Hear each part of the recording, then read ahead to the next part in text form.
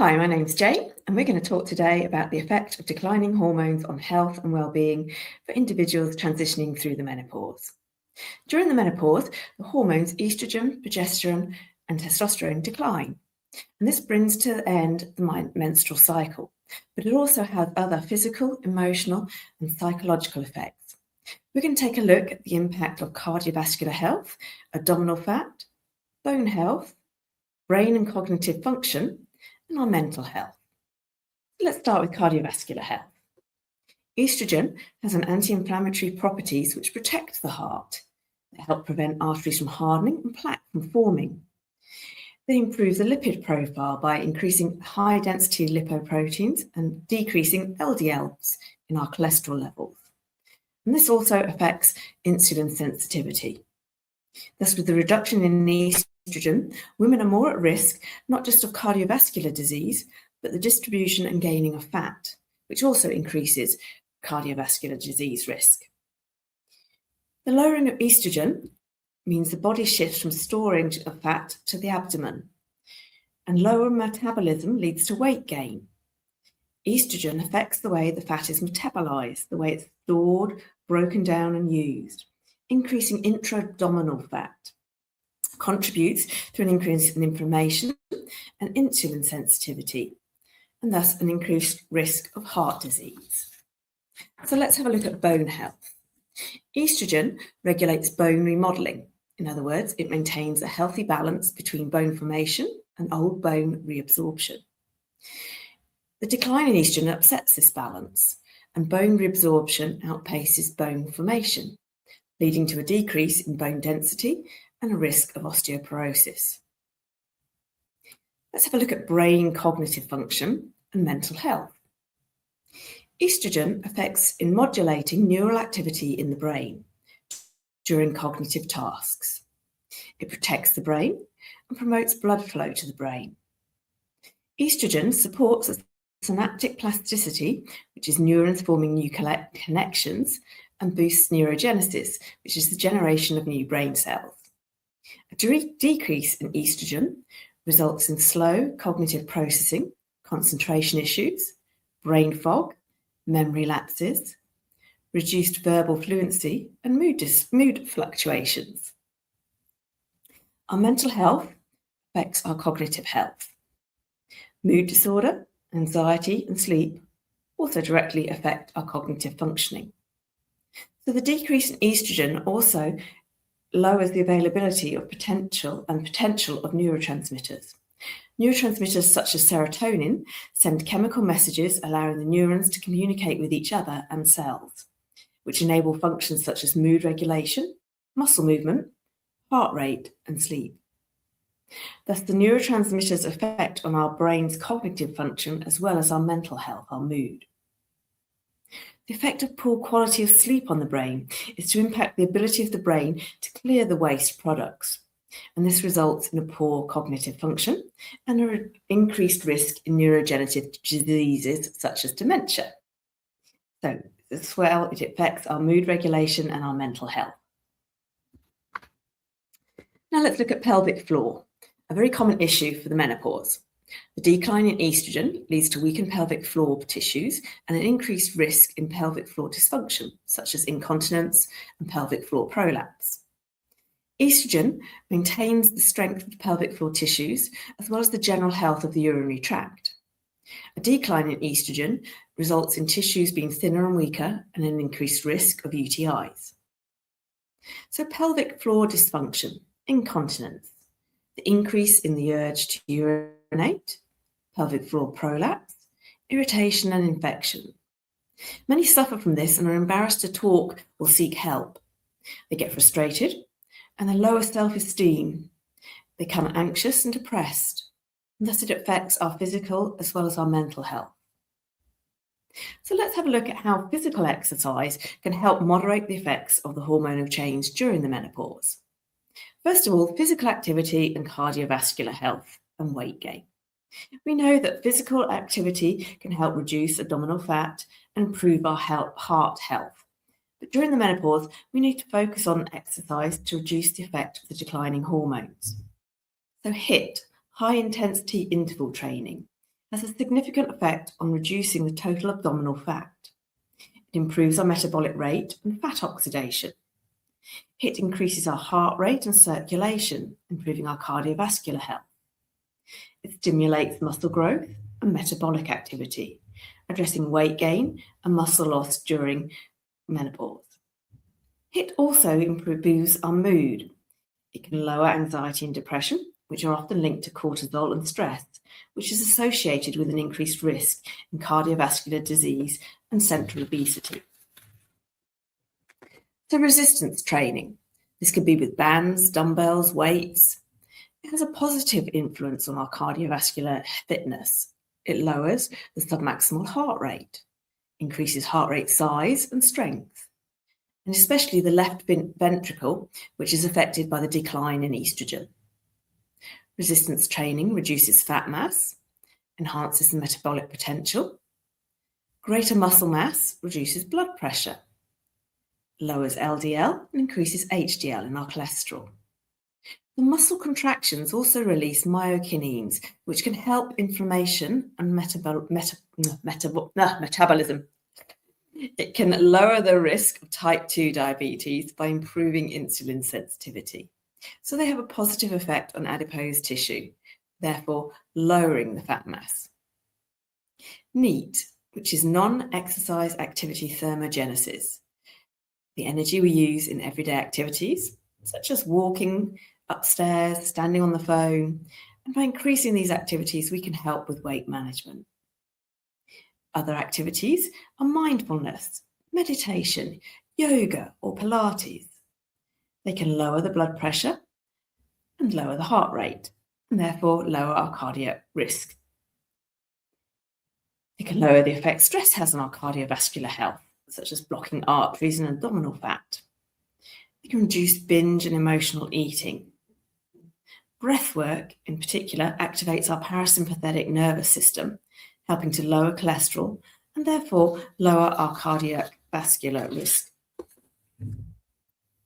Now let's have a look at the effects of physical training on estrogen and bone health. Resistance training stimulates osteoblasts, which create bone, and bone leads to an increase in bone deposition and remodeling. It can increase bone mass and strength.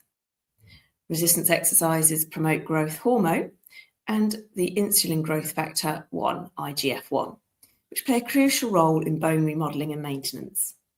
IGF-1 slows the rapid bone density loss associated with menopause. Growth hormone contributes to bone density and quality. So HIIT and resistance training trigger the growth hormone release. Heavy resistance training using large muscle groups increases lactic acid buildup, which further promotes the growth hormone secretion. By increasing muscles and stress on the bones, we improve our bone health. Regarding aerobic training, high intensity is often more effective than steady state cardio, but we need to take into consideration a client's age and conditions. Also, growth hormone levels respond best to consistent, regular exercise, so it may be more beneficial to do alternative days of high and moderate intensity, or rest days. Or you could combine a strength and aerobic workout such as a circuit with resistance exercises and minimal rest to keep the heart rate up. Other exercises focusing on balance and posture can also reduce the risk of falls and fractures, so affecting our bone health.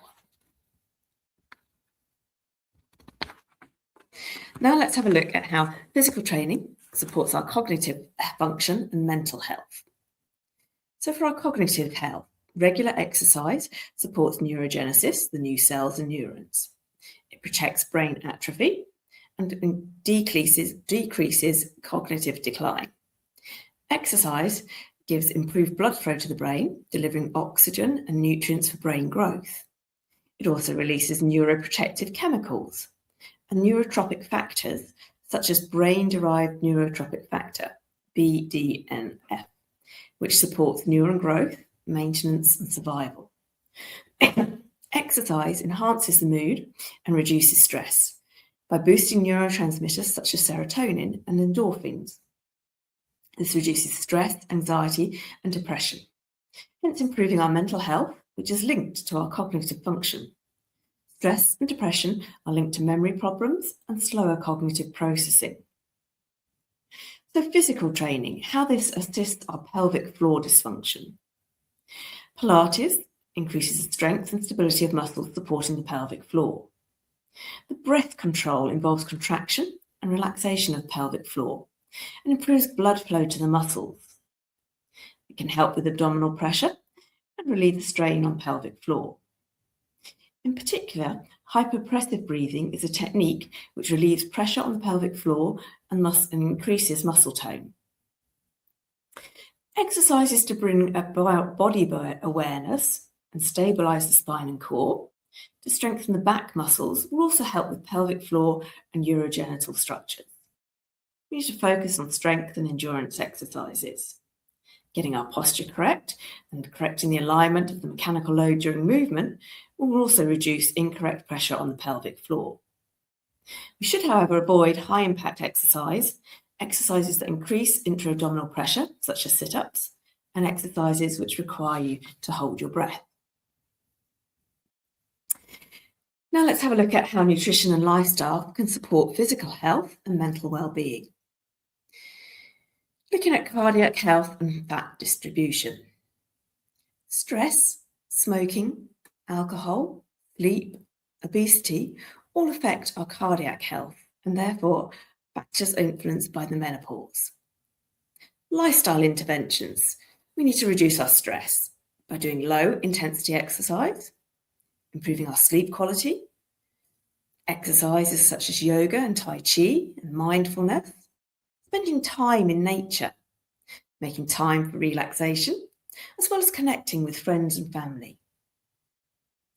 Other lifestyle interventions such as sleep, improving the quality of your sleep, getting a regular routine, maybe reading or having a warm bath before you go to bed, and limiting your screen time. Also a diet rich in omega-3, antioxidants and magnesium. So let's have a look at a bit more detail at our nutrition and how this affects our cardiac health and fat distribution. We want to increase plant-based foods and lower our dairy intake and meat. Reduce our alcohol and use olive oil. Avoid sugary foods, processed meats, unhealthy fats. Increase protein. So a Mediterranean diet is especially good for our cardiovascular health, as well as improving fat distribution. But also hydration reduces inflammation and oxidative stress, reducing the risk of cardiovascular disease. We could also include water-rich foods, fiber, seeds, and omega-3. We want to improve our gut health as well, as there is a link between weight management and cardiovascular health. Therefore, increase fiber, water, and probiotics. Now let's have a look at how nutrition and lifestyle can support our bone health. So for our nutrition, we want to include protein, magnesium, zinc, copper, iron, calcium, and phosphorus. The vitamins A, B, C, D, and K. We want to have flavonoid-rich plant foods as they are associated with bone benefits. So for example, berries. It has been shown that dairy consumers have a decreased risk of fractures, and also those who eat a Mediterranean diet. A low saturated fat diet has also been linked to a lower risk of fractures and osteoporosis. We need to consume unsaturated fats and omega-3 fatty acids, as this can help with bone remodeling. Whole grains, complex carbohydrates, fiber, and adequate hydration. We should avoid those simple carbs, sugary drinks, refined grains, and processed cereals, and alcohol. For our lifestyle, we need to stop smoking. Smoking lowers our bone mineral density, impairs absorption of calcium and vitamin D. Poor sleep and stress also exacerbate bone loss, so we need to address that. HRT can help with strengthening the bones, especially for people who've had their ovaries removed. And other lifestyle factors such as lowering your weight and increasing exercise, especially resistance work. Now let's look at how nutrition and lifestyle can support cognitive function and mental health. Again, a Mediterranean diet, anti-inflammatory foods, vegetables, whole grains, olive oil, nuts, and protein all improve our cognitive function and protect against cellular damage. Fruit, vegetables, omega-3s are associated with better memory and cognitive health. A low saturated fat diet reduces the risk of dementia, promotes neurogenesis, and decreases inflammation. Vitamin B and D are important for our brain function. And there's also a link between our gut health and brain, therefore pre- and probiotics, fibre and hydration. We should avoid substance abuse such as alcohol, and we should also cut down on refined sugars, excess caffeine, trans fat and highly processed foods. Food for our mental health, foods that reduce stress and oxidative events. So taking antioxidant foods such as colourful veg. Also phytoestrogens, which are in plant-based foods. These have a similar effect as estrogen by stimulating neurotransmitters which affect our mood and cognitive function. Lifestyle factors. Physical activity enhances our brain health and increases the blood flow to the brain. Sleep. During sleep, our brain gets rid of rubbish and the effects of inflammation and reduces stress, also improving our mental health. We need to be socially active, as this provides mental stimulation and prevents isolation. Look at stress management. So things like mindfulness, yoga, meditation will improve our mood and cognitive function. CBT can help with emotional changes and also improve cognitive function. HRT can help with cognitive function by addressing hormonal changes. Now let's have a look at how nutrition and lifestyle support our pelvic floor and urinary health. Nutrition, again, increased in fibre and hydration. So we're not putting extra pressure on the pelvic organs. We're not straining and being constipated. Omega-3, which supports anti-inflammatory process. It reduces bladder inflammation and irritation. Vitamin D and magnesium, as they help the muscle function. Stronger pelvic floor muscles with less chance of a prolapse. And hydration reduces bladder irritation, but too much fluid can increase urinary urgency and leakage. So we need just the adequate hydration. We need to improve our gut health, as that reduces pressure and irritation as well. So fermented foods, pre- and probiotics. And avoid irritants such as spicy food, alcohol, caffeine, fizzy drinks, and artificial sweeteners. For our lifestyle, by maintaining a suitable weight and reducing pressure on pelvic floor. By cutting out smoking, this increases the risk of pelvic floor issues. And obviously doing pelvic floor exercises. And that concludes our talk for today. Thanks for listening.